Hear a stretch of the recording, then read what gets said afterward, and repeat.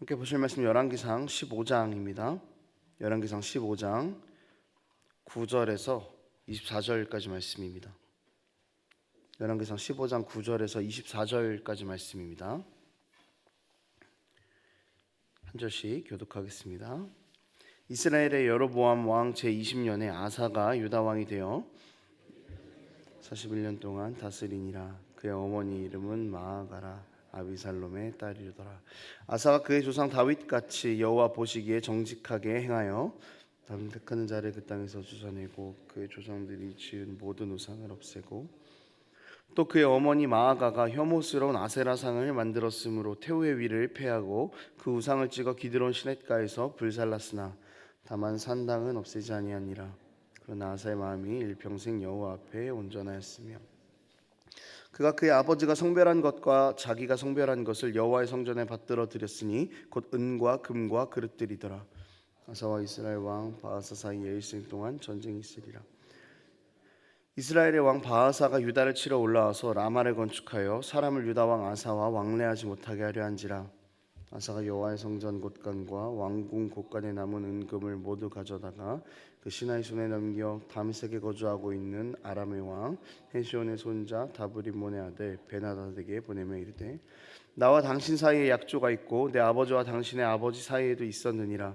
내가 당신에게 은금 예물을 보냈으니 와서 이스라엘 왕 바하사와 세운 약조를 깨뜨려서 그가 나를 떠나게 하라 하매 아사 왕의 말을 듣고 그의 군대 지휘관들을 보내 이스라엘 성읍들을 치되 이온과 단과 아벨베달 아가와 긴네렛 온 땅과 납달리 온 땅을 쳤더니 바하사가 듣고 라마를 건축하는 일을 중단하고 디르사에 거주하니라.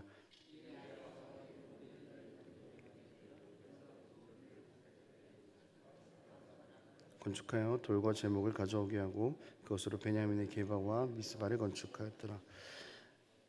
아사의 남은 사적과 모든 권세와 그가 행한 모든 일과 성읍을 건축한 일이 유다 왕 역대 지략에 기록되지 아니하였느냐. 그러나 그는 늘 늙음하게 발에 병이 들었더라. 아사가 그의 조상들과 함께 잠에 그의 조상들과 함께 그의 조상 다윗의 성읍에 장사되고 그의 아들 여호사밧이 대신하여 왕이 되니라. 아멘. 오늘 보면 아사 왕에 대한 본문입니다. 이제 계속해서 왕들에 대한 에피소드가 이어질 건데요.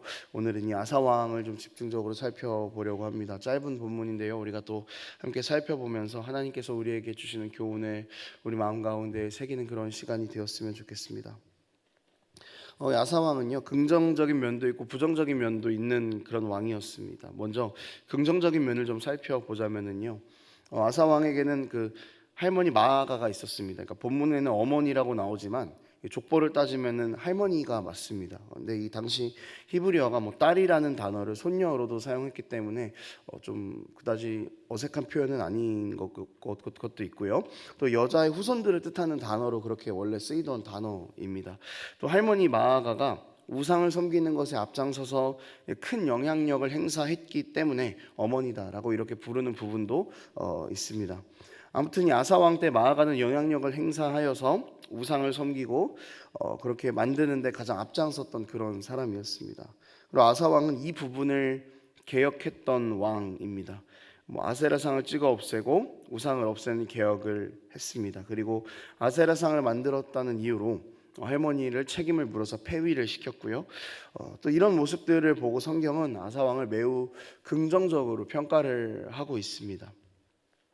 또 반대로 부정적인 면도 있습니다. 먼저 산당을 완전히는 없애지 않았다라는 것입니다. 14절에 보면은 산당은 하나도 없애지 않은 것처럼 그렇게 보이는데요. 평행본문인 역대하의 말씀을 보면은 산당을 제거했다는 기록도 있습니다. 그러니까 산당을 제거는 했으나 완벽하게는 없애지 않았다 정도로 정리해 보는 것이 가장 적합해 보여요. 그러니까 죄의 씨앗은 남겨둔 거죠.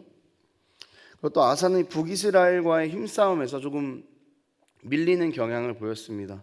북이스라엘의 왕이 유다를 공격하려 내려와서 이제 그 라마를 베이스 캠프처럼 이렇게 요새화를 시켰습니다.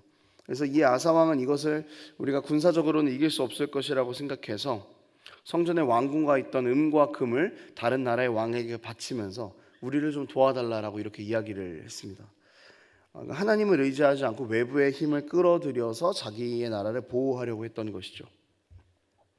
오늘 우리가 읽은 이 본문 열왕기에서는 더 이상 이렇게 아사 왕이 행한 것에 대해서 어떤 평가를 하거나 언급을 하지는 않습니다만, 역대하 15장에서는 하나님께서 선지자를 보내서 아사 왕을 책망하는 장면이 등장합니다. 그러니까 왜 하나님 의지하지 않았냐, 이제 이런 이야기를 하면서 아사 왕을 책망을 합니다. 그리고 또 아사 왕은 죽을 때에도 하나님을 찾지 않고 또 병을 잘 고친다라는 의사들만 불렀다라고 또 평행본문에서는, 역대하에서는 그렇게 이야기를 해주고 있습니다. 이 아사 왕은 잘하는 왕이기도 했지만 또 못하는 왕이기도 했습니다. 그러니까 두 모습을 다 가지고 있었죠. 그런데 성경은 이런 아사 왕에 대해서 이런 평가를 내립니다. 11절 말씀이 이렇게 나와 있어요. 제가 읽어드릴게요. 아사가 그의 조상 다윗같이 여호와 보시기에 정직하게 행하여. 아사 왕이 하나님 보시기에 정직하게 행했다라고 이렇게 평가를 내리고 있습니다. 이것은 성경 안에서요, 이스라엘 왕들이 받을 수 있는 가장 최고의 극찬입니다. 다윗같이, 다윗처럼 잘한 것이 하나도 없는데 잘했다라고 칭찬을 받고 있습니다.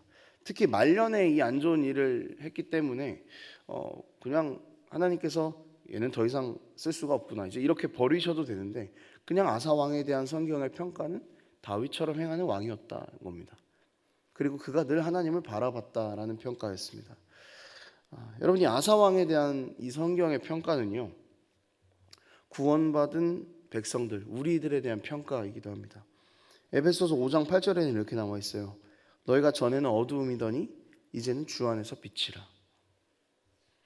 이 아사 왕의 삶을 우리 삶에 대입을 해볼 수 있는 것입니다. 여러분, 우리는 하나님 앞에서 늘 연약한 존재죠. 의지를 가지고 하나님 기쁘신 대로 행하겠다고 다짐할 때도 있습니다. 그런데 곧장 또 쓰러질 때도 있죠. 우리는 이 모습을 반복하면서 살아가는 겁니다. 그런데 이 모습도 역시 그냥 아사 왕도 우리와 그런 모습이었다는 거죠. 하나님께서는 이렇게 순종과 불순종을 반복하면서 어떻게 해야 할지 모르는 우리를 보시고, 너희는 빛이다. 너는 전에는 어둠이었지만 여전히 너희는 빛이다. 너희는 나의 사랑하는 자녀다라고 그렇게 이야기하고 계시는 것입니다. 여러분, 하나님의 자녀라는 이 사실이 얼마나 기쁜 사실입니까? 왕들이 다윗 왕 같다라고 칭찬을 받는 것보다요, 비교할 수 없는 기쁨입니다. 세상의 창조주가 되시는 분이 우리 아버지 되신다라는 이 사실이 우리에게는 너무나 감사하고 기쁜 사실이죠. 하나님의 자녀라는 이 하나님의 선언이 우리에게는 너무나 반길 일이라는 것입니다. 하지만 우리는 이 선언 앞에서요, 부끄러움을 느낄 수 있습니다. 왜냐하면 하나님 보시기에 나는 연약한 사람이라는 것을 알고 있기 때문입니다. 물론 아사 왕이 잘했던 것처럼 우리가 하나님 앞에서 하나님의 기쁨이 되는 일들을 할 때도 있습니다. 그렇지만 아사 왕이 넘어졌던 것처럼 넘어지기도 하고, 오히려 더 심하게 넘어지기도 하는 우리의 모습이 있다는 것을 알고 있기 때문에 우리는 하나님께서 너희는 내 사랑하는 자녀다라고 부르는 것에 대해서 우리의 자격 없음과 부끄러움을 느끼게 되는 것이죠. 이렇게나 연약한 우리지만 그래도 주님은 우리를 계속 너희는 나의 자녀다라고 부르십니다. 이 선언이 바뀌지도 않고요, 이 선언이 취소되지도 않습니다. 여러분, 이것을 우리가 기억하고 있다면요, 우리 마음 가운데 새기고 있다면 우리는 어떻게 살아야겠습니까? 하나님의 기쁨이 되기 위해서 끊임없이 노력해야겠죠. 역대하 16장에 보면은 선지자 하나니가 아사 왕의 잘못을 지적합니다. 근데 그 내용이 뭐였냐면은 하나님을 의지하지 않았다라는 것입니다. 엎치락뒤치락하는 내 삶이지만 나를 여전히 자녀라고 부르시는 하나님께 우리가 할 수 있는 최선, 우리가 하나님의 기쁨이 되는 방법은 하나님을 의지하고 하나님 붙잡는 것 하나뿐입니다. 하나님께서 기뻐하시는 일을 하고 있다면 우리가, 주님, 내 상황이 변하는 것 때문에, 내 연약한 마음 때문에 지금 하고 있는 이 바른 일을 멈추지 않을 수 있도록 도와주십시오라고 그렇게 주님 붙잡으면서 기도해야 하는 것이고요.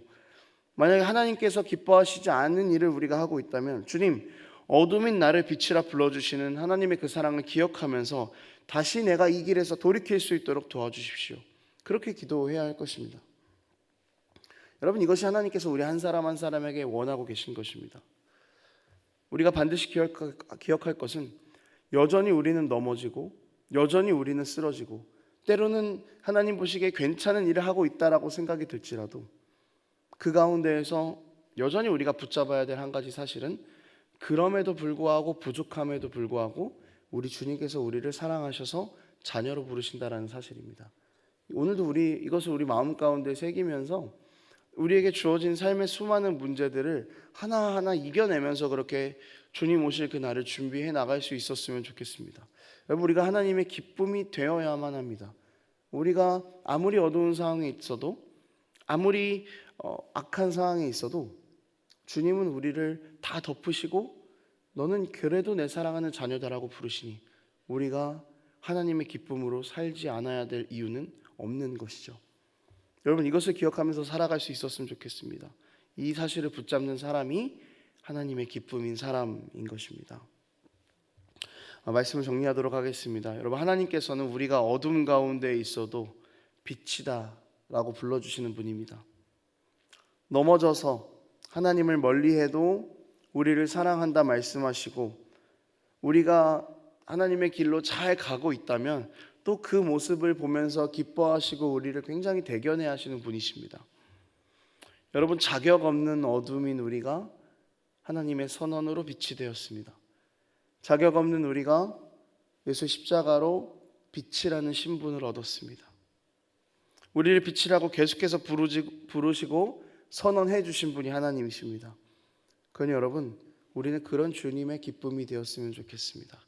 어떤 상황 가운데 있어도 주님을 붙잡고 잠시 유혹에 넘어질지라도 이내 다시 정신을 차려서 다시 믿음의 길로 걸어가는 그런 우리의 삶이 되기를 원합니다. 아사 왕은 말년에 자신이 믿음 없는 삶을 살았음에도 불구하고 하나님께서 자신에게 내리신 평가를 보고 이런 감정을 느꼈을 것 같아요. 부끄럽다. 그러면서도 감사하다. 여러분, 이런 아사 왕의 감정에서요, 부끄러움은 제거하고 감사함만 남길 수 있는 우리 삶이 되었으면 좋겠습니다. 우리는 어둠이었지만 빛이 되었습니다. 주님 오늘도 우리를 그렇게 부르셨고 우리가 하나님의 기쁨이 되는 삶을 살아야 함을 다시 한번 기억하고 붙잡는 그런 우리 삶이 되기를 원합니다. 기도하겠습니다. 하나님 아버지, 우리는 연약해서 넘어질 때도 있습니다. 그렇지만 또 하나님께서 원하시는 길을 걸어갈 때도 있습니다. 이 모든 것들이 우리 삶에 계속해서 복합적으로 나타납니다. 그러나 주님, 이 가운데에서 우리가 가장 붙잡아야 할 것은 여전히 주님께서 어떤 상황에서도 우리를 사랑하신다라는 사실임을 믿습니다. 주님, 우리가 하나님의 길대로 잘 걸어가고 있다면 이 길에서 이탈하지 않을 수 있는 힘을 더해달라고 기도하는 우리 될 수 있도록 주님 우리를 붙잡아 주시고, 하나님의 길을 떠나 있다면 주님, 이제 우리가 다시 주의 길로 들어갈 수 있도록 믿음을 달라고 기도할 수 있는 우리가 될 수 있도록 하나님 우리를 붙잡아 주시옵소서. 그래서 우리가 다시 주님 앞에 섰을 때 부끄럽습니다 주님, 이 고백보다 주님 여전히 나를 붙드심에 감사합니다, 하나님 여기까지 나를 이끄셨음에 감사합니다라는 고백으로 그렇게 주님 앞에 설 수 있는 우리 삶이 될 수 있도록 아버지 붙잡아 주시옵소서. 그렇게 우리 삶 가운데 일하실 주님을 기대합니다. 감사드리며 예수님의 이름으로 기도합니다. 아멘.